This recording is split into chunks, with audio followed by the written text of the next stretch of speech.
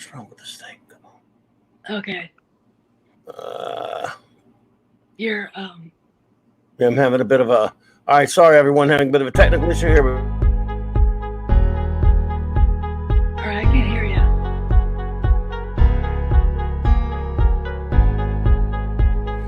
you. It mutes you automatically. Don't worry, we'll be there.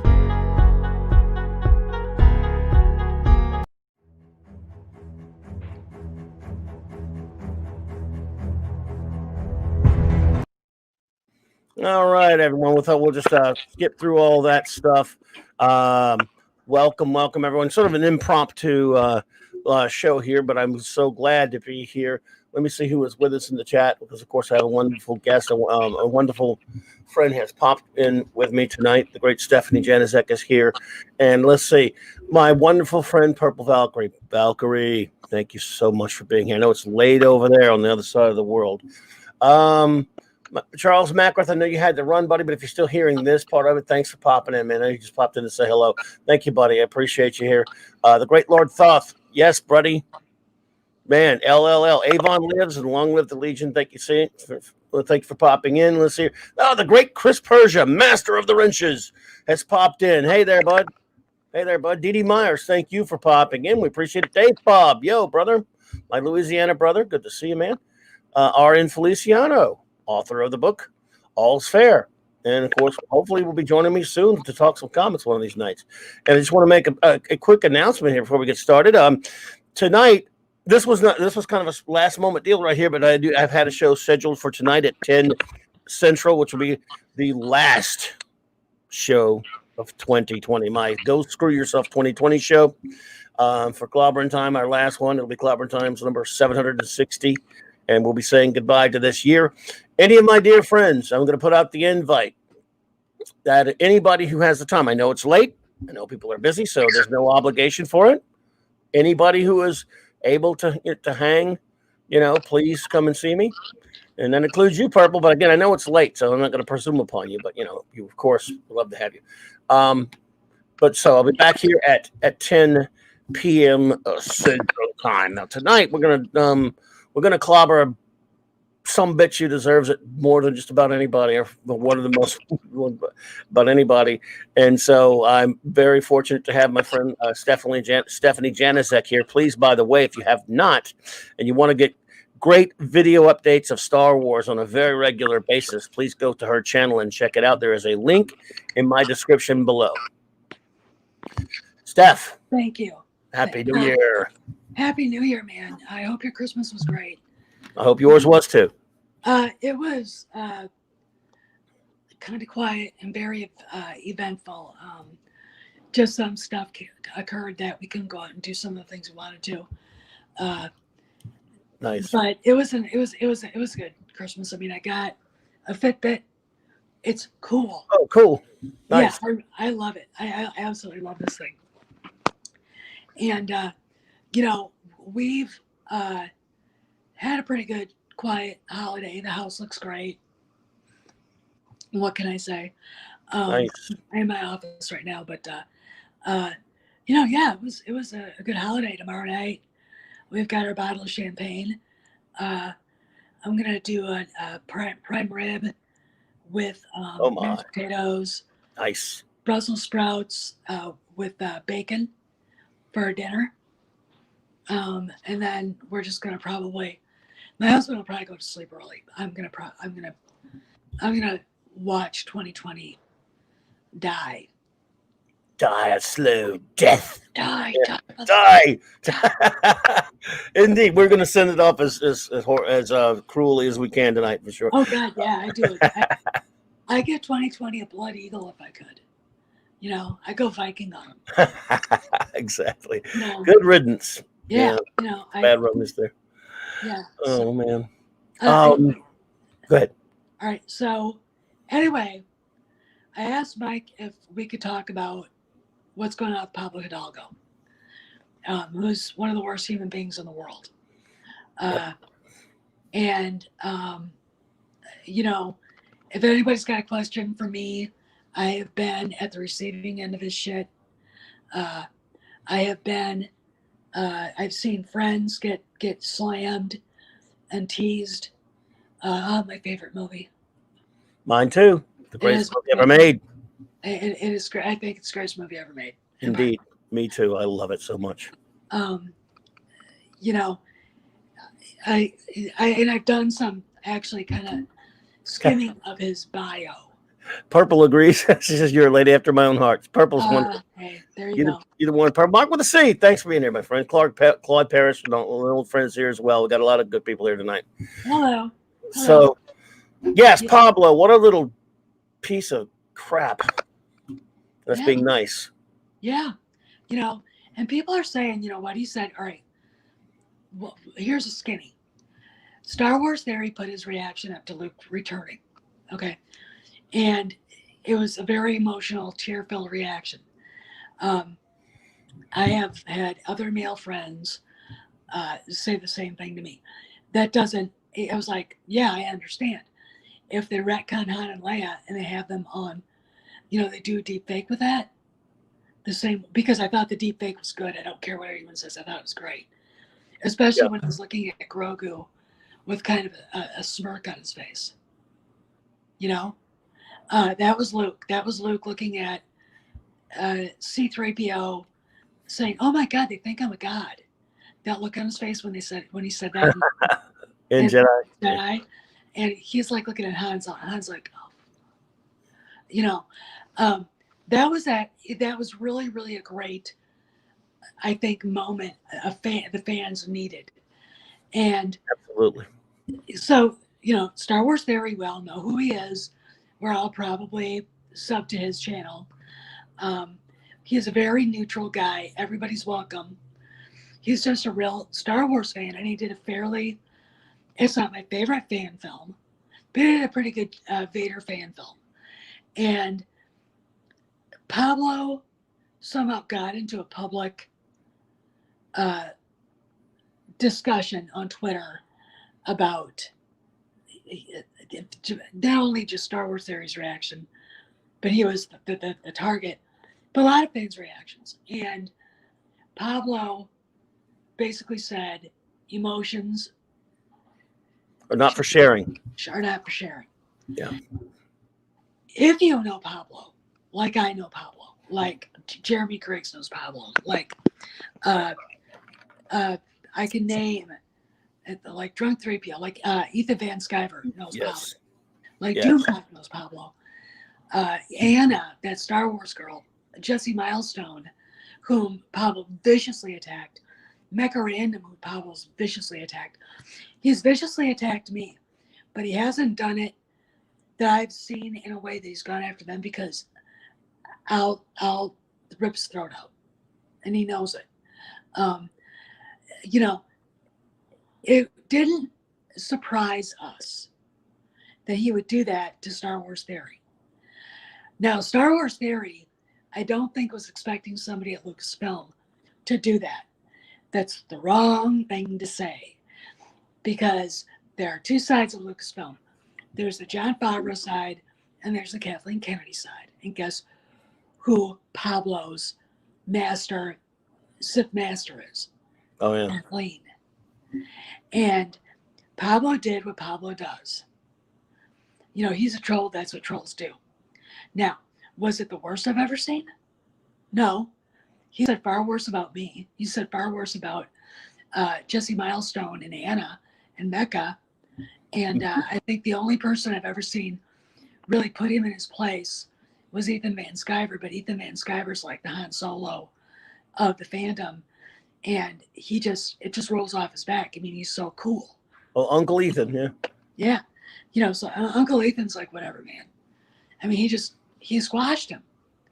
It was when Solo was coming out, and Ethan was just mocking it, and they got into a public tete-a-tete, and Pablo just kind of just faded into oblivion. But that's who Pablo is. Pablo's been doing this for almost a decade, ever since George sold to Disney. Pablo got a guy chased off a podcast because in private, Pablo basically said, we're getting rid of the EU. And the guy heard it and basically told people. And Pablo drove another fan almost to the brink of suicide. Wow. He's a bully. He's a troll. Well, I explained to him about his past. He is from Chile. His father was obviously a political dissident running from Augusto Pinochet. If you know anything about history and you know about the great disappearances that went off in Chile, Augusto Pinochet was a fascist. He was a fascist dictator, which to me, commie, fascist, Same thing. Yep. You put him in a sack and let him fight it out. And then whatever's left, we'll right. Eradicate whatever's left. Anyway, Pinochet was basically hunting down leftists and disappearing them. So Pablo's family escaped to Canada. So he immigrated to Canada, and then he immigrated to the United States. Somehow, and I'm going to say this, he's a red diaper baby, which means he was raised by communists. Mm-hmm. He's a communist, okay? If you see any of his old accounts, bios, he wants to guillotine wealthy people. He wants to turn billionaires into mulch. It's all very, that's exactly who he is. And that his politics dictate what he wants to see in Star Wars, which is why Mark Hamill, because he's a white man, even though they probably agree on politics, is a bad person. Harrison Ford, bad man, white, alpha male. Okay. That's, they want to take Star Wars and turn it into Das Kapital. Okay. And, the fans saw it. The fans didn't want the EU to go. We all know that story. And then Force Awakens comes out. People were complaining about that. It took me a year to hate that movie, but now I hate it with as viscerally as I hate everything else about Disney Star Wars. Yeah. And then when TLJ hit, then it really got real. Okay. Yeah. And that's who Pablo is. He and with Lucasfilm brand manager, head of story group title, he represents the company and he attacks YouTubers. He attacks fans just asking questions. I had a friend ask him a question. He basically crucified him. And I went off on Pablo for that. And, and Star Wars Theory basically is kind of like, I'm not surprised now. It's like, it's Pablo. This is par for the course. It's not even as bad as some of the stuff he said, but if it's the thing that gets him fired, finally they start fixing the problems there, I am all for it. Okay. Yeah. Because I'll take it. The one thing Pablo didn't count on was variety to run with it. This is unprecedented, right? I mean, yeah, they put an article out there, and if you look at the comments, and even on Twitter, the people defending Pablo either actually still work for Lucasfilm, which are names if I was Bob Chapek, I'd have a list of names, but these people have to go right now. Mm-hmm. All right. But it was people in the industry who aren't affiliated with Lucasfilm, but who know Pablo and are defending him because out of politics, that's all this is.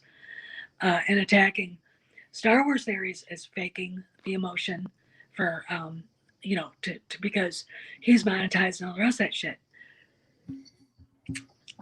They hate us. They hate us YouTubers, especially us independent ones. So that shouldn't surprise any of you. What should make you go is the people that aren't commenting, that read that article, that run Universal, that run Warner Brothers, that run Legendary Films, that run Amblin, that run DreamWorks, Steven Spielberg, that run Paramount, that run Disney, like Bob Chapek, like Bob Iger, like Alan Horn, like the new guy that's basically taken Horn's spot, Bergman, you know, John Favreau, whose hard work over the last 2 years has basically breathed a tiny heartbeat back into the franchise. And of course, Dave Filoni, who's never said a bad word about anybody in his life. You know, he's a company guy. I don't know what that means, but he's not a bad person. Now, I want you to think about this. What in the hell are they going to do about it? You know, are they going to keep him around? He should have been fired eons ago. Is this finally going to be, you know, Pablo's Capone moment when, you know, they got Al Capone, they got him on. Yeah, for cheating on his taxes. Yes, tax evasion. Yeah, okay. After all the shit Pablo's pulled in the name of the company, is this what's going to get him gone? I'll take it. I'll take it. It doesn't, to me, as long as he's gone, it doesn't matter why. You know? Yes. And, you know, but I want to talk about this because I really think that there's something important happening. Now, you remember last week I said, why did he have retired having fun on his thing? It could be he's already gone. And it could be he violated an NDA. Okay, that could be one thing. So we have to watch that. And I know people are investigating. That's one thing. But if you look at his new Twitter account, a Quinn Martin production, it says broken promises or promises broken. Yeah, I don't get that, but we're not supposed to, though, I guess. Well, vague booking. That is a message to somebody who knows. Yeah. And that says a lot. And the fact that there are people at Lucasfilm rushing to his aid, you know, I don't think they're very afraid of their jobs. Maybe they should be. You know, maybe he already is gone. Maybe he was forced to retire. You know, we don't know. But this whole thing, I scratch my head and go, there's something not right about this. Why now? You know? And I think it's, you know, if you know anything about Pablo, he's a very bitter, angry, jealous guy. And for Favreau and Filoni to bring Luke back in that way and people to have such a emotional response to it. And the suits at Disney going, oh, now we understand. Which Doomcock talked about. This is a big deal because, let me see, what does it say? Oh, of course it was. Of course it was. Like a lot of things. Yeah, that's right. Yeah, it was. I mean, it was, you know, that was straight up Bolshevism, Marxism 101. You know, probably Pablo's idea.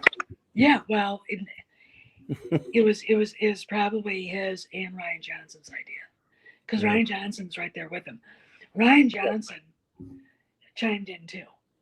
Two peas in a pod. Yeah, he added his 2 cents, saying the same, basically the same thing. He basically, I think, retweeted it with the same, Pablo saying the same thing. I mean, the whole Last Jedi with Pablo, you know, if you ever saw the picture of him standing in front of the poster of the Last Jedi, I did see that, and he's sneering at the picture, at the camera. That's like, you know, Ethan Van Sciver said, that's him telling the rest of us to fuck off. Yep. You. Okay, fine. You know, fine. You know, but the karmic debt is due now. Okay. And, you know, you can't go on like a dickhead forever. You will end up paying for it. You know, what does it say? Oh, you know, the broom kid. Yeah, the broom boy. You know, it's just, you know, and if you look at what Favreau and Filoni are doing, they're remapping everything. Everything that's under their control is going to be probably canon going forward. They were talking a little bit about Acolyte, and now I today on Midnight's Edge, Acolyte isn't supposed to be. I thought it was going into an alternate universe, and I've seen that, but they're saying it's set way back in the past. I thought it was going to be way back up in the future. I really don't think anybody knows what's going on. But as Tom Connor said, I myself will be very surprised if that ever sees filming. Yes, very surprised. It's just no one wants it. It's kind of like, and Disney doesn't have to print it. They don't have to do it. They can sit there and say the money's not there. They don't, Hail, Eric K. Thanks for being here, my friend. Great wrench. Since you to Pablo's house with a baseball bat. Oh, I would do that. I'd do that because send me there with a shotgun with a salt rock in the rounds, Oh, yeah. I'd send them in the street, shoot them in the ass. At Quinn Martin production. What? At Quinn Martin production. He does look like canon. Well, he's oh God. He's just anybody who's had run-ins with him, even if you wanted to say something complimentary, has gotten shit on. He's just a nasty little weasel. Yeah. Yeah, he's just a bad person. And, people are like, why is he still there? Is he still there? Why did it take this long to get him gone? Why did it take COVID, if he was forced into retirement, why did it take COVID this? Okay. Why wasn't it 4 years ago when fans were, crying out to Disney on Twitter saying, he's treating us like shit. We don't like this. And my philosophy is this. It was fine when it was so-called fandom menace. They could put us into right-wing Nazi, misogynist, anti, LGBTQ, that thing. Of course, it's all a lie, but they could do that. When he went after Star Wars theory, then they have to address it, because Star Wars theory is free PR for them. All right. And, I'm sure that Favreau and Filoni have already talked to Iger and talked to Chapek and talked to Bergman and everybody else, going, what the hell is going on? I mean, oh shit. Yeah, that's about it. He'd piss himself, wouldn't he? RN, yeah, buddy. I'll be back on at 10, but later, man. So yeah, thank you, buddy. Yeah, this was just an impromptu thing. Yeah, I can show up with my dog and my horse too. I would love it if you would. Everyone's Eponymy's Minion and Jedi Bill. Thank you for popping in. I'd show up with my dog and my horse too, and Gina and I could take turns chasing him around. Oh, that little weasel's never been in a fight in his life. Oh no, he hasn't. And it's very easy for him to say stuff like that to people like Star Wars Theory, who's a big guy. If you watch the Vader film, he's the one in the costume. Oh, is it? See, I hardly even, I really had never almost, and I'm saying never heard of him, but I'm not sure I've ever seen any videos. Nothing against him. I just didn't really know much about him. There's a scene where they're lifting him up out of the Bacta. The Vader fan film, right? I've not seen that yet. I want to see it. He's not a small person. Jeremy Griggs isn't a small person. Ethan isn't, even though I think Ethan would just grab Pablo, set him up on a bar and say, here, Pablo, have a beer. He wouldn't. That's all he'd have to do, and Pablo would shit his pants. He's never, it's really interesting. The last Star Wars celebration, I don't know if you guys know who Brian Young is. Oh yeah, another. You know who Brian Young is? Yeah, another world champion. And yeah, they're They should be in the same cell together. Um, Oh man. you know, Anna's walking down the hall. She sees a guy on a cell phone, and I'm gonna say this: Brian Young loves calling you guys, Phantom Masters, neckbeards. He has a neck beard. Okay, I just But he want calls everyone else that. Yeah. yeah. And he's on the phone, and he just looks at her with death. I'm like, you let that go? You let that go without confronting him? Oh, I've gotten in his face. So, wow, Brian Young. You know, are you hitting up some 13-year-old girl over her Raylo shipping? Oh my God. You know, I would have gone off on him. I mean, those people need, when you see them out there, need to be publicly humiliated. With all the crap they pulled. I mean, I caught him snooping on my LinkedIn. Oh, really? Oh, yeah. Brian Young? Yeah. Wow. Well, he's, you know, he tried to get, he got Ruin Johnson fired, or not fired, but he got the publisher to not support a project he was working on and everything. When that came out, it's like, you know, if I had a list of people I want to see have to really truly pay the karmic debt, that guy's one of them. Brian Young is one of them. Pablo is one of them. But they're all the same kind of person. Well, you know, another idiot went after Star Wars Theory too. Yesterday, was it? Or was that idiot Mitch Dyer, the jackass that was that writes for the Rogue Squadron game or whatever that new Star Wars game is? Another jackass from over there. Yeah, well, him, somebody else did with from Lucasfilm. Their Twitter account is A Galaxy Far Away, or Around the Galaxy, I think it's called. Maybe that was him. There were like at least 4 different employees from Lucasfilm, besides Pablo, chiming in and attacking Star Wars Theory. And, you know, this is a perfect excuse now. I mean, COVID, and now you've got these guys basically creating a PR nightmare for you. What do you think you should do? You think you should just slap them on the wrist and then give them a peppermint candy cane? Or maybe just say, pack your shit, you're done. All right? Yeah.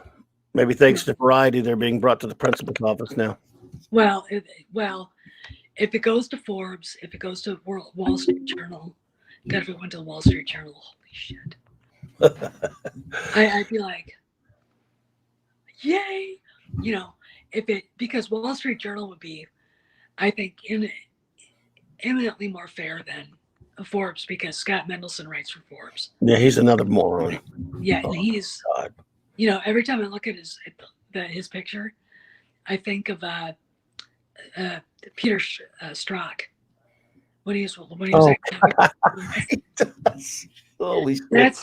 That's the picture. Oh man, Scott Mendelson. He's like, there's something wrong with this guy. Yeah. But if it went there, hey, you know what? Now it's out there. Now the general public sees this. You know, the general public who probably saw TLJ and didn't like it, didn't know why. Now they're going to jump in and go, God, these people are assholes. They treat their fans like this? You know? I mean, and of course the shareholders and investors are going, yep. You're treating the paying customers like this. Yeah, you're supposed to be protecting my investment. And you got this freaking left-wing genocidal, pissy little bully attacking our paying customers. What the fuck? You know?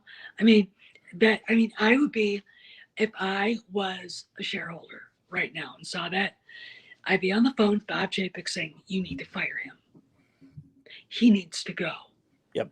And I want to see it public. I don't want to, because the thing I hate about Disney is that they can fire somebody, but you'll never know about it. You'll just see him quietly go away, like Carrie Hart went away. And the people that these people have disparaged, the people that have been ridiculed and mocked, deserve justice, and they deserve to see it happen. You know, and that's what I want to say of Pablo. I want to hear, yes, he had a meeting with Bob Iger and Bob Chapek, and they let him go. You know, Kennedy was not going to go to bat for him. I don't care what anyone thinks about the actions of Star Wars series. Irrelevant. Higher up at Lucasfilm has no business bashing or mocking a customer and a fan. Absolutely. And you're right. It needed to happen to somebody high profile. Yeah. And it's a shame that it did need to happen to somebody high profile because it's been going on for years. Yep. You remember all that. You've been here longer than I have. I mean, the stuff I've heard about Pablo is literally mind-boggling. I came from the political side, all right? If there was somebody that incompetent in the press office or the legislative office causing trouble like that publicly, he'd have been gone the second after it happened. He got a phone call from the chief of staff, Brian Gunderson, and he'd been marched in there like, he was being frog marched out of the bank he just robbed. And they'd have fired him. They'd have canned his ass. You can't do that. If Disney's a publicly traded company. All right. Lucasfilm is a subsidiary of Disney. Whatever is done in my name reflects upon me. So Pablo going after a neutral, nice, sweet guy like Star Wars Theory and ridiculing him. And it wasn't just a message for Star Wars Theory. It was for all of us. It was for you. It was for my friend Zarius, who cried too. It was for everybody who saw it. Okay? And that's the thing. We all know it. Right. There was an attack on everyone who had an emotional response. Everyone. Yeah. And it was jealous. It was, and you're gonna love this one. This just came to me. His wife goes under the Twitter account Man Ray Sky. And she's got on her, because I blocked her, on her Twitter account, she's got a meme with the black guy saying, "You can't hate something until you love it." Okay. Sure. Oh, okay. So I can't. Okay. Wow. So it's okay for me to hate what you guys did to Star Wars, which I love. Is that what you're saying? That works, I guess. Yeah. That's funny how that works. Wow. That was literally, I'm like looking at that going, I've had conversations with her too. My dog is smarter than she is. You can actually have a logical conversation with Kojak. My horse, who is filthy today. God, she was gross. I'm like, dude, you gotta stay out of the mud. I hate this. She's looking at me like, but I look great. And I'm like, oh God. Anyway, she's smarter. She can hold a conversation better. It's like, I just, but that's what the meme said. I'm like, so you're basically telling all the Star Wars fans who hate you and hate your husband and hate what he's doing, what he's been allowed to do to Luke, Han, and Leia, that it's okay to fucking hate him. Okay, great. We'll run with that. All right, I'm on it. I am on that. And I'm sure she thinks it's something deep. Of course. Kristen Hidalgo is one of the dumbest people I have ever come across in my life. Well, she did marry him, so yeah. And I was actually watching her right when they were starting to furlough people, and when she said, "Well, I got furloughed," I was like, she worked at Lucasfilm too, and that job, it was community outreach. Right? Anybody here know anything about a movie studio? I don't know. If anyone does, I don't know much. All right. Why would a movie studio need community outreach? Do tell. It's like your job shouldn't even exist. They're spending San Francisco salary on you for that. The most expensive city in the United States.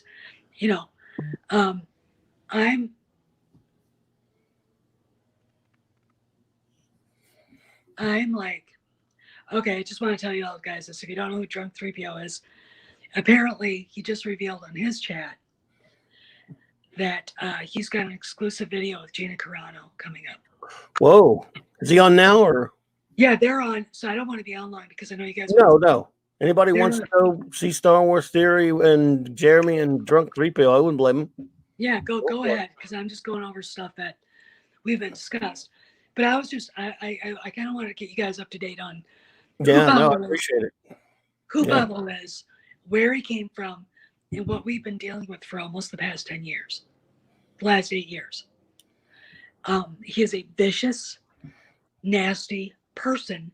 He personifies the company culture at Lucasfilm under Kathleen Kennedy, and he personifies the side of the company that hates Jon Favreau and what he's doing to fix Star Wars.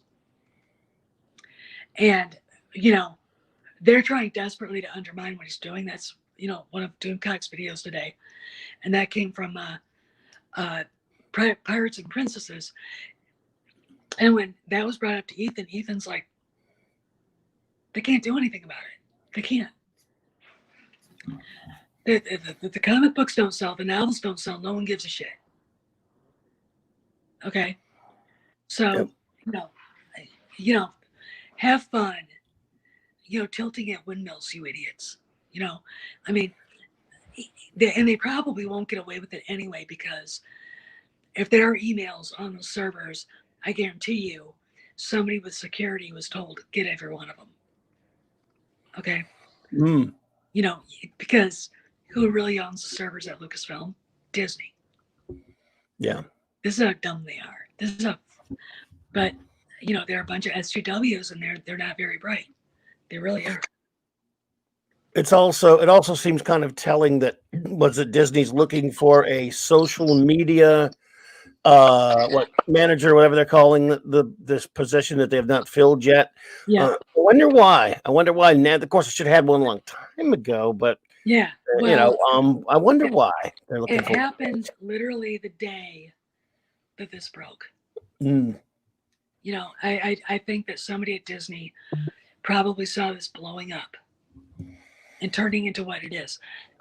Again, we fans want justice. We want to see him publicly fired. All right, if he hasn't been. Or we want a public explanation of what's going on, so we know he can say whatever he wants. He no longer works for the company. And by the way, he's under an NDA. I'm going to tell you this. Because Andre Andujar and Tom Connors brought this up. Okay, because what we talked about before, if he was forced into retirement, he had to sign an NDA. And if he signed an NDA, he probably broke it. Yes. And if that's the case, he's in big. He in deep doo-doo. So anyway, I'm like, this is just something I really think that needed to be discussed, and it's very it's sad. It's not what George Lucas wanted. And what's really neat is as ridiculously moronic as Mark Hamill can be. The fact that you saw that he, because I don't think he's a very happy guy. He spends so much time virtue signaling and hating Trump that it makes me think that he's not a very happy guy. Yeah. But what made him happy was to see the reaction to Luke returning like that. Yeah. I really think that was great. That was great. Maybe it'll quiet his soul too. Bring a little peace to him, because this politics is ruining everybody's lives. It really, really is. Yeah. It's ruining any kind of discourse. You can't watch Star Wars right now. Anything Kennedy had anything to do with, because of politics. We want somewhere to go where it doesn't touch us. Jon Favreau understands that, which is why he created The Mandalorian. Here's a question. Why did they name it The Rescue? I've heard some people speculate that there was some hidden code in there. Wouldn't be surprised. Well, they're rescuing Grogu, and they're rescuing the franchise. Hopefully rescuing the franchise. Yeah, and in fact, Ethan said, Lucas of fans, Grogu is Star Wars, and The Mandalorian is Favreau. And Ethan said today we're not going to see Grogu again. I heard him say that. Yeah. It's interesting. Yeah, I don't know about that. Yeah, I don't know about that. He's pretty big money right now. Yeah, and I think Disney would have to say, hey, John, we need to have him back. And we need Yeah. we need Very to push cool. some more merchandise. You know, and I Yeah. can't blame them. No. But it's got to be a subtle kind of thing and not go, okay, we'll just bring Grogu. He'll be in everything. We'll just do a Grogu show where he sits there and looks around really cute, you know? Maybe a little cartoon or something. They might Yeah, do. yeah. Kitty's cartoon, you know, like they used to do. Remember the 80s with droids and Ewoks. Oh, God, the droids cartoon. Yeah, my retro blasting buddies actually reviewed that cartoon. It was not easy for him. Oh, I couldn't watch that stuff. Oh, they had to sit through all of it. You know, I couldn't watch it. You know, I didn't get back kind of into it until Heir to the Empire came out. And a friend of mine, we were talking, we were having a beer, and a friend of mine goes, you have to read these books. Yeah. I went and bought them. And I was like, holy shit. Timothy It brings you right into where they left off. And, you know, and I really think, I'm going to tell you this, is just me speculating, that we are going to get something of that. All right, we're going to have these 3 shows, at least 3 of them, Boba Fett, Mando, Rebel, Raiders of the New Republic, and Ahsoka. And they're all going to intertwine together too. And it's going to be kind of like Heir to the Empire, because Thrawn is coming, you know. Yep. And, you know, what's really funny is, you know, even Ethan kind of compared Moff Gideon to Kennedy. Yeah. Which is, I'm like, I don't know about that, but Jon Favreau is a really smart guy, and I see him making signals to people through stuff like that, with Luke showing up. Even the name Grogu is, every one of those letters is from the name George Lucas, you know, and that to me just says George Lucas to me. You know, I'm probably wrong, but I don't think I am, because I don't think there are any coincidences. You know? Yeah.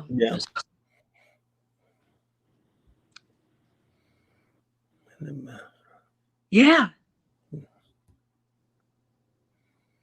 Oh, I remember him, Mark. Right, Mark. See?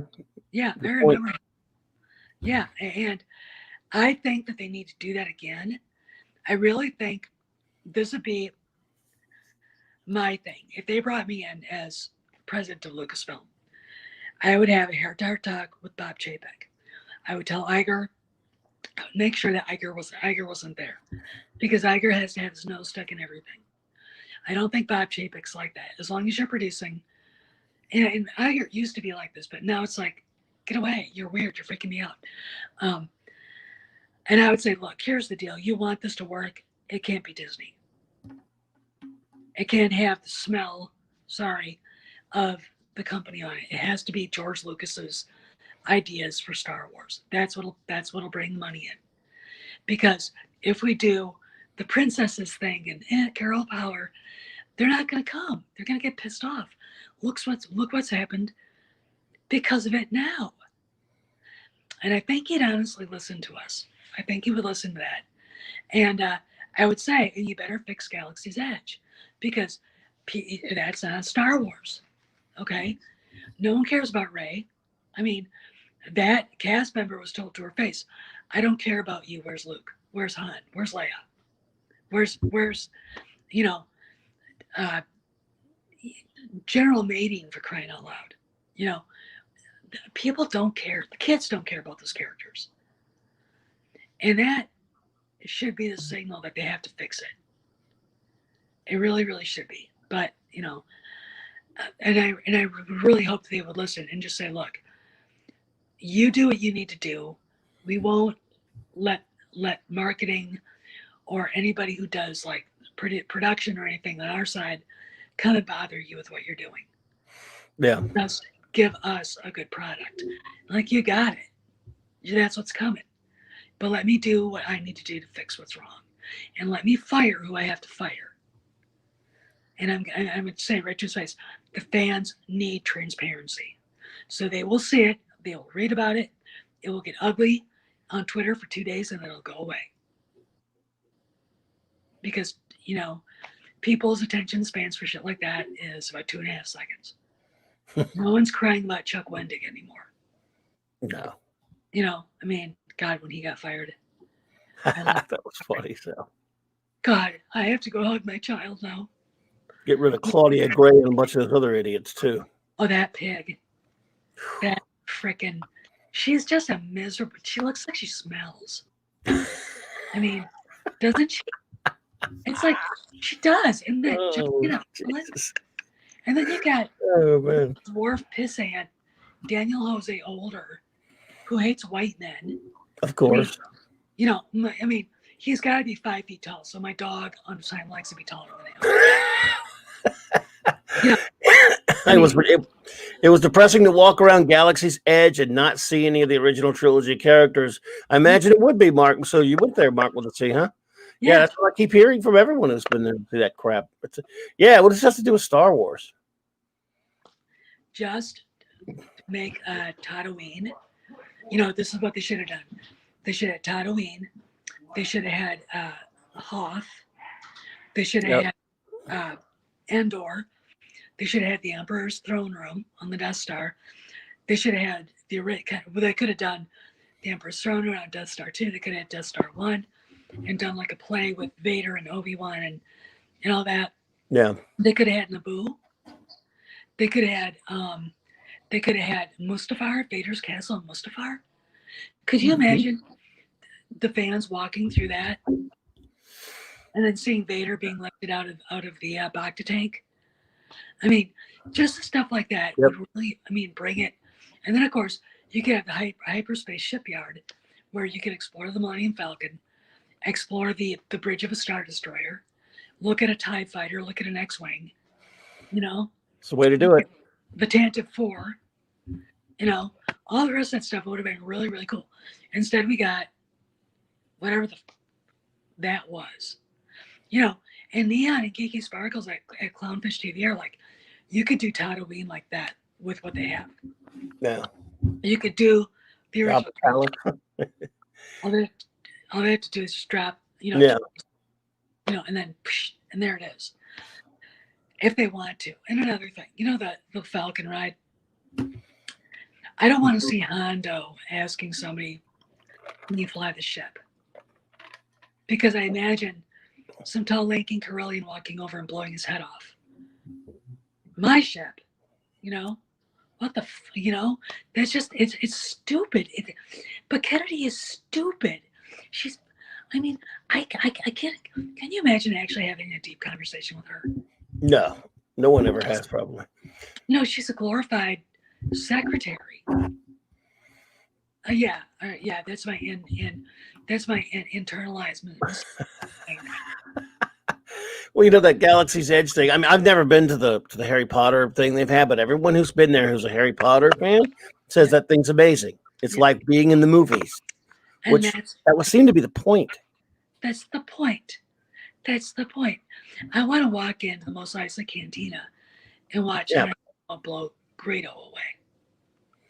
I want to see that. I want to be able to talk to the cosplayer playing him. I want to talk to the cosplayer playing Chewbacca. What about the cosplayer playing Obi-Wan? In that, or the band, for crying out loud. Right. The what do they call it? The modal nodes. What were they? You could add all that, but instead we got nothing. Great idea, Kathy. Great idea. It's like it would be the equivalent, like let's say it was something based on like the DC comics or Marvel comics, and they have none of the main heroes. You don't see Superman or Batman. You don't see any of the characters everybody knows. You'll see Spider-Man or the Hulk. You see nobody, nothing, stupid characters like Brie Larson, Captain Marvel, or something like that. You see characters nobody gives a shit about. Who wants to go see that? And that's why that'd be the same thing. That's what they did with Star Wars.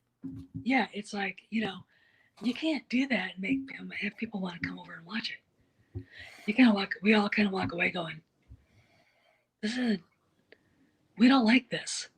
And then, but you're not allowed to not like it. Yeah. Oh wait, what's that meme? You can only hate something if you love it first. I guess I gotta get out of jail free card right then, so I can actually hate it. Well, I got plenty of that then, because I can tell you zillions of things of geek-related origins that I've loved in my life that were turned to total shit by jackasses that didn't care about them. So I have my hate card firmly stamped by whoever made that meme, because I loved it first. Yeah, and I'm gonna say this.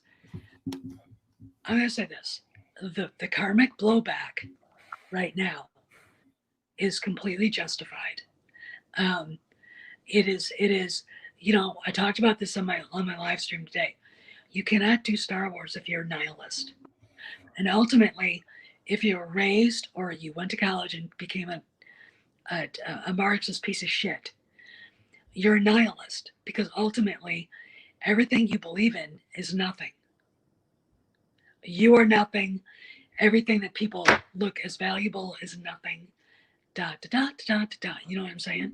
Yep. So the problem with what they did, what they've done, and what Kennedy's done, with their total lack of understanding of what Star Wars is, and the fact that they're trying to attack white men in this, from what I've heard, is it's nihilism. I mean, the Force is one of the characters in the movie. It's not just something they bring up.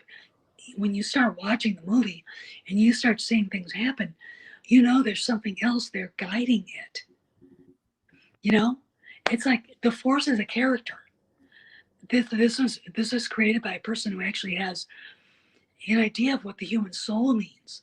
You guys are soulless assholes. You know, it's like, you know, but Christina Hidalgo is a great Catholic, only she believes in abortion, gay marriage. You know, if you're a Catholic, like I am, both those things are like anathema. You can't do that.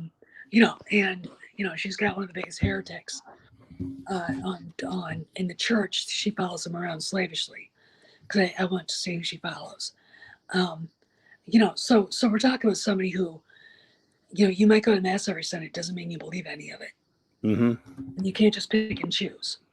I mean, there's a reason why they call it dogma, and there's a reason why they call it the magisterium. You either take it all, or you go find a Protestant denomination that has a female lesbian pastor, and then you'll be perfectly happy. You know, and I'm not saying that we don't have our problems. We do, but you know, the people that understand that we do will understand what I'm saying. All right, and the problems that we do have come from people like Kristen Hidalgo. Okay, they don't know what it means to actually be a faithful member of this church, of this community, and her husband obviously is not. And it's, you know, the stuff that he's been producing is soulless shit. I mean, you know, if Iger looked at me and said, "What do you think of the High Republic?" I look at him and said, "If you sell 1,000 units of that in its first printing, I'm going to be very shocked." He won't. Maybe Disney will have to buy half of it back just to make it look good. I mean, and they do that too, by the way. Is that a book, or are you talking about or is there a comic? It's everything. And the High Republic is going to be it's a mapped out series of novels. Okay, yes. Yeah. Centered about 300 years before the Battle of Yavin. And it's obviously femme-centric. Yeah. I remember. So get your barf bag. Good luck with that. Yeah. Good luck to see that all over the shelves and staying all over the shelves. Yeah. Leaving the shelves. Yeah, and that's what's going to happen. The writers are, let's see, Charles Soule, who's a dick. Daniel Jose Older, who I mentioned. Mm-hmm. And, you know, he wrote Last Shot, and he hates white men, and he hates Han Solo. There's a good choice. Claudia Gray.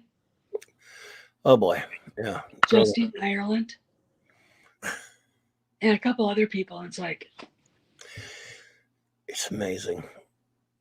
You know, this is who they chose to write this. And then you look at Disney and saying, well, you had Zahn, you had Denning, you had Kevin Anderson, L.D. Foster. Yeah. Used to You be. had, A.C. Crispin before she died, Yeah. And several others. And you weren't willing to run with those stories, or at least have them be part of it and do a fashion of those stories. So you went, said they didn't exist because Kennedy insisted all that stuff didn't exist.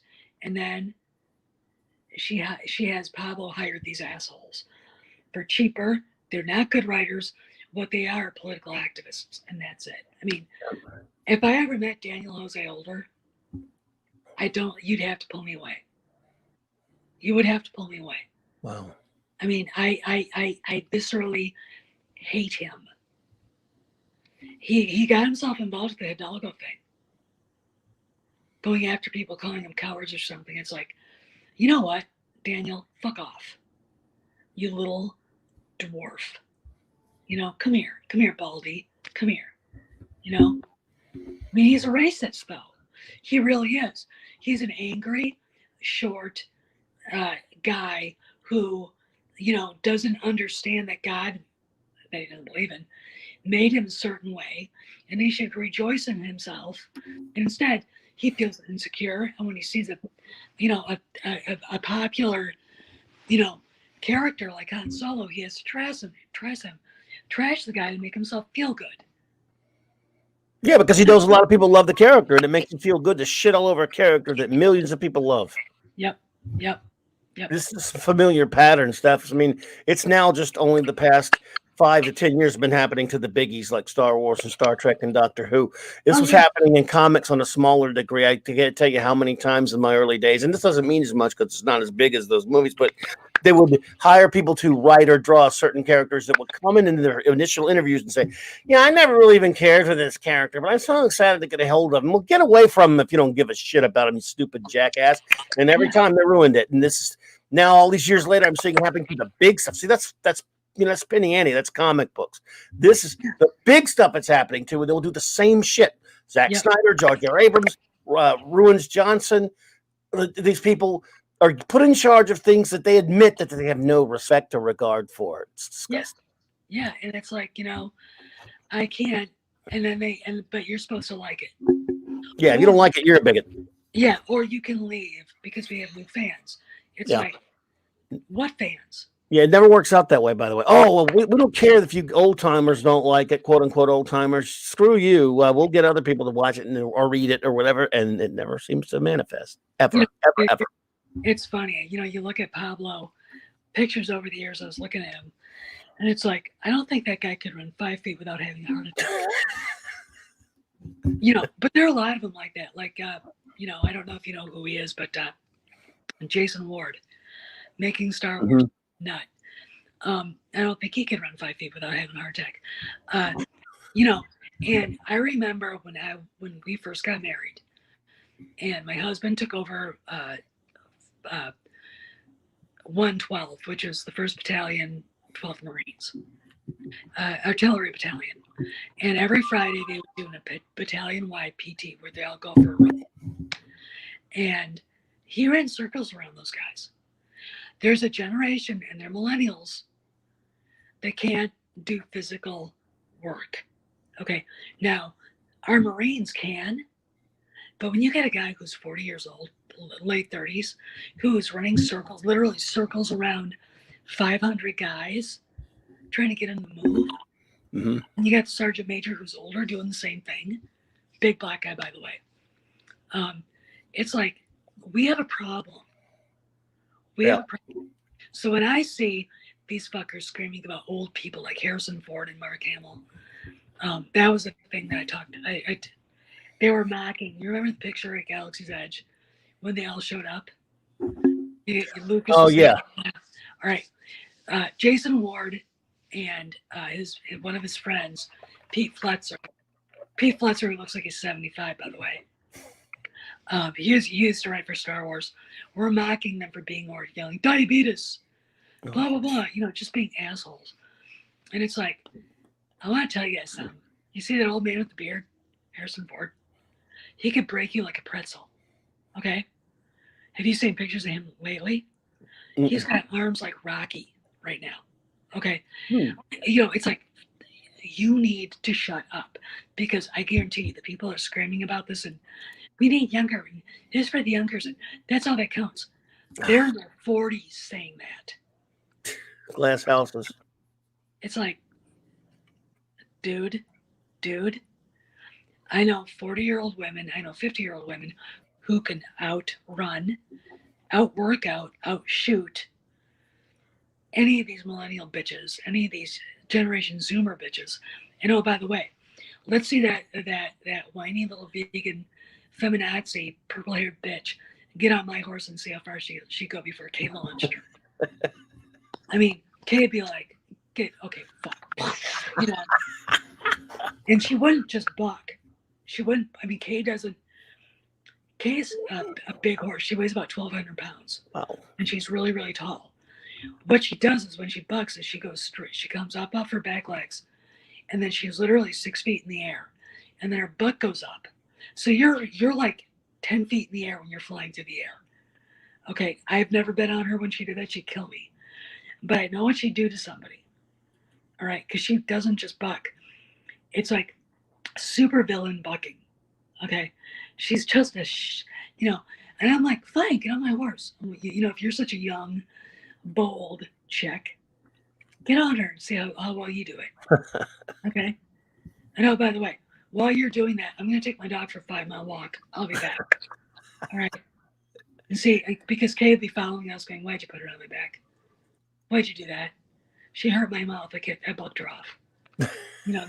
You see people, taking tweezers to peel things off the sidewalk once a human being. But these, they don't understand because they're not physically tough people. And yet they're or mentally. Yeah. And, I didn't have to do athletics. I got a participation trophy. Yeah, that'll win us wars. Okay. That's great. So, and they encourage slovenliness, and sloth. And it's like, this whole body positive thing for girls. Oh, boy. All right. Yeah. It's pathetic. Well, these are people that have no life experience either because they haven't really lived in the real world. None of them have. None of them have done normal jobs or just had tough times, or none of them were even, they can't stand, they've never been yelled at. They've never been in fights. They've never done any of the things that we did as kids. I know you and I are fairly close to the same age and same generation. I think you're a little older than I am. Yep, I am. Yeah, and it's like, I remember in second grade, there was a bully bothering me. Our principal's right there. We were outside for recess. It was wintertime. And this kid wouldn't leave me alone. I turned around and knocked him on his ass. I gave him a black eye. Mr. Marshall, the principal, didn't do a damn thing. That kid left me alone after that. It left me alone. Okay. Yeah. There were times when grown-ups would just say, we'll just see how long this lasts before he or she finally says, I'm done. And then, because that those grown-ups went through the same damn thing. They when they were kids. Kids have to figure things out for themselves sometimes. We were told this kid's going out. So look, if you come home crying about somebody beating you, kicking your ass, I'm going to kick your ass when you get home. My dad told us flat out, if you don't fight for yourself, you're going to fight me when you get home. Boom. Yeah. And I'm talking about when we were very, very young, which is why I kept getting sent home for fighting all the time. But, you fought. Of course, we're talking about the 60s and 70s. Yeah. So for me, anyway. Well, yeah, it's 70s for me. And there were times when I get real scared because I was not a big kid, but I had the Ralphie thing go on where Scott Farkas is harassing him to the point where he freaks out and tackles him. That was me. All right. I was like, I had enough, and boom, I was like, but But I was a pretty little girl, and I would stick up for myself. But there were times when I would get scared. If there was more than one, I would get scared and I'd run, Oh, sure. which was smart. One time, this Yeah. kid walks up into our yard, November 1st, and my dad had bought me this pumpkin. It was a jack-o'-lantern, too. And it was a big one. I mean, it was an oversized. It was like, and the whole story was around that was, I woke up a few days before Halloween, and my dad said, look out your brother's window. Look out my brother's window, and there's this ginormous pumpkin sitting on our picnic table. And there's a note on it saying, the gray pumpkin left me for you. And my dad got it for one of his farmer friends from work. And so he carved it, and it was out there and it looked great. And our yard looked great for Halloween. The next morning, went to school, and one of the bullies chased me home, ran up into our yard and kicked it. Little did he realize, walking out the door, the front porch door, at the same time was my brother Jim. Let's put it this way. That kid ran 2 blocks, got tackled, and got the shit kicked out of him. You know, that's just what happened. And no one said a word. No one said a word. Okay. I, you know, one time it was in our neighborhood. We had a girl who was developmentally challenged, and she'd been out playing and stuff like that. And one of the neighborhood bullies dragged her into his mother's car and was trying to rape her. Oh shit. I mean, that's what he was trying to do. And my friend Lori and I caught him. I opened the door, dragged him out by his collar, and beat the shit out of him. Good. I mean, Lori was like trying to get Bridget out of there, going, you know, like, holy shit, your dad's coming, holy shit, oh, you know.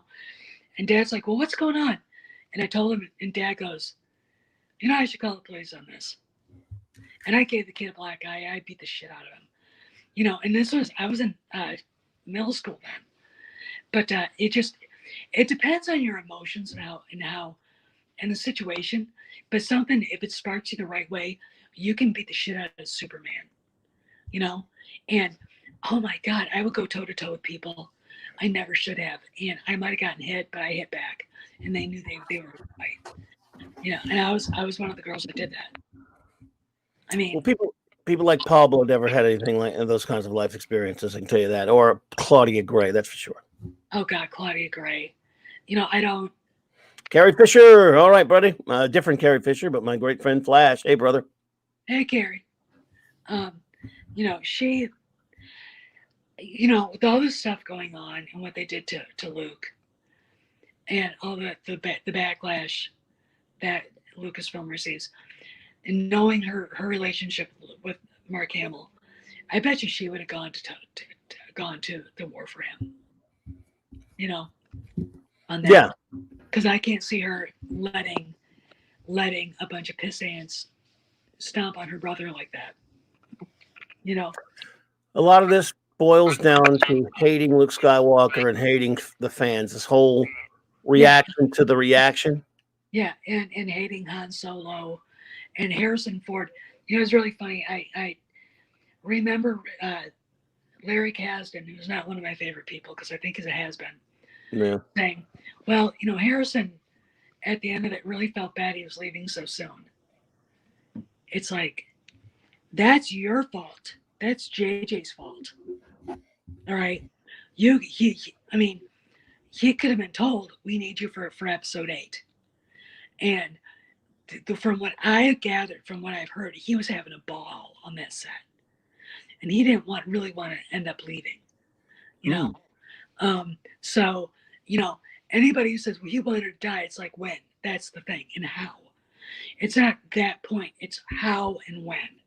It's the circumstances and the context. And the context and circumstances of how that went down was bullshit. And I would tell it to Ford's face. I said, you should have stuck up for the character. Agreed. And if he argued with me, I'd say, you wouldn't be where you are without him. You know? Yeah. You know, you should think about that.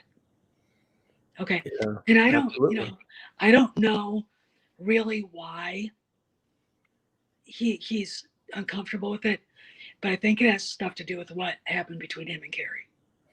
Mm-hmm. I really do. Guys carry stuff like that in a different way than women do. Yeah. And I'm gonna keep saying that because I I'm married. I have 4 brothers. I know how guys think. I don't like hanging out with women. I'd rather hang out with a bunch of guys and talk to them.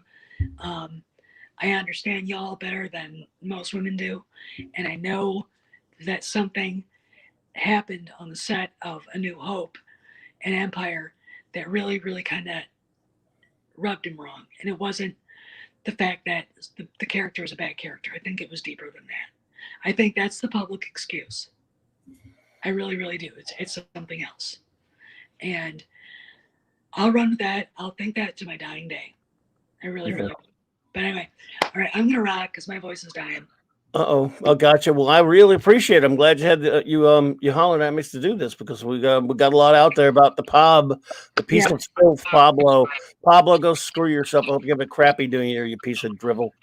Yeah, well, he's just remember, you're talking about a guy whose father was on Augusto Pinochet's shit list, who probably didn't really do a lot for the family anyway. Communists are notoriously bad fathers. Well, yes. They'd rather sit at a coffee shop extolling the virtues of, the proletariat and not work. Of course. Karl Marx's own children starved to death because of that. Okay. Oh, yeah, Pablo had a shitty upbringing, I'm sure. I mean, from what you're telling me, so yeah. Yeah, so so he's a red diaper baby. He's insecure about himself and about where he came from. He hates the United States. He hates capitalism, even though he's profited mightily. I mean, let's put it this way: the salary that son of a bitch brings home or brought home is mind-boggling. I can't. It's not 6 figures. Okay. It was definitely more than that because he couldn't afford to live in San Francisco without it. Okay. Real estate in San Francisco, if you think it was expensive in New York's heyday, San Francisco was way more. Way, way more. And he lives, I think, right, where I think he lives around, I mean, the pictures I've seen of him out and about, it looks like the Marina District where my brother Billy used to live. So yeah, I mean, he's not, it's not like he hasn't profited from capitalism. No. Of course not. Of course not. Mulch, he doesn't understand that. But mulch billionaires. Yeah. Make them disappear. It's like, guillotine them. Oh, does that include George? Because I think, doesn't he like George for some reason, or were they friends, or didn't George work for George at some point? Oh, no? He was actually an extra. So, alien. Everyone but George, then I guess most of them all but George. I guess. Yeah, he's worked for Lucasfilm when George was there. He worked there for at least 10 years before George sold. Yeah. It's I think that George probably listened to his ideas on Star Wars and went, I'll let you go with this. If you haven't seen the movie Ready Player One. No, I haven't. Oh my God. You like it or you don't like it? No, if you watch it and you watch it completely, you're going to walk away going, it's about George Lucas. Oh, okay. And it's a really good movie. And it's the bad guy is Kathleen Kennedy. Wow. His greatest claim to fame was he knew how Holiday liked his coffee. There we go. What's really funny is that Spielberg made it. And so Spielberg directed it, but it's a great book and it's a great movie. But anyway, all right, I'll let you guys go. Thank you so much. I'm going to hang just a sec so I can say some goodbyes and stuff. But everyone, say goodbye and Happy New Year to the wonderful Stephanie Janiczek. Steph, hope you and yours have a wonderful next couple of days of the new year and a great 2021. Yeah. Okay. I'll talk to you later if anything else comes up. Thank you. I'll be waving at you going, all right. All right. Talk to you later. And everybody in the chat, thanks for showing up. Thank you. Bye-bye. The great Steph, everyone.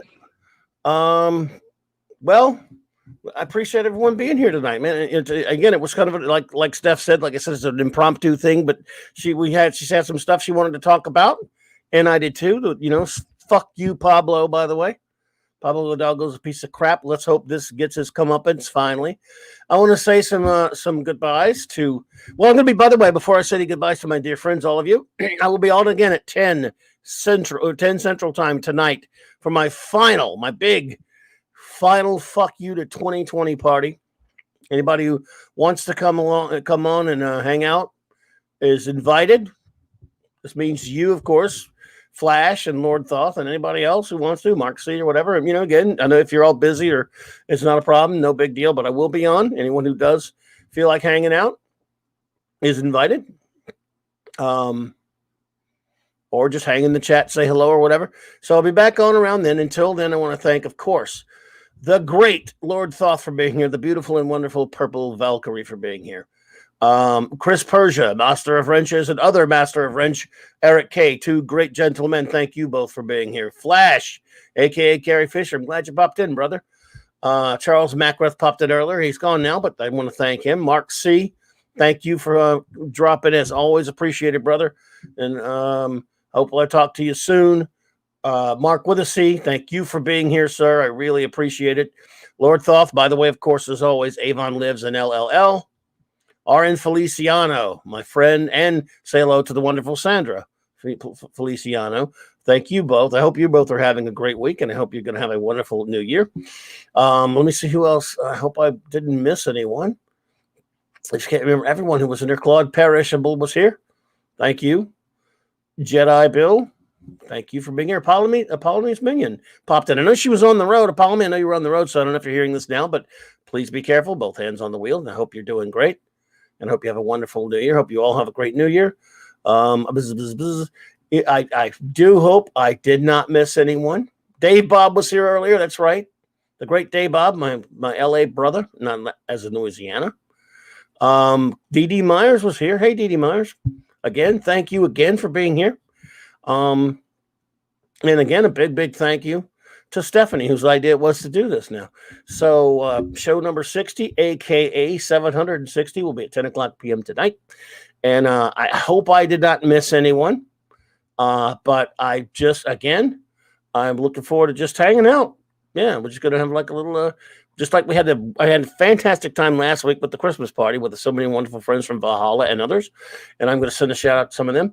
And anybody who wants to hang, come visit. Please come say hello.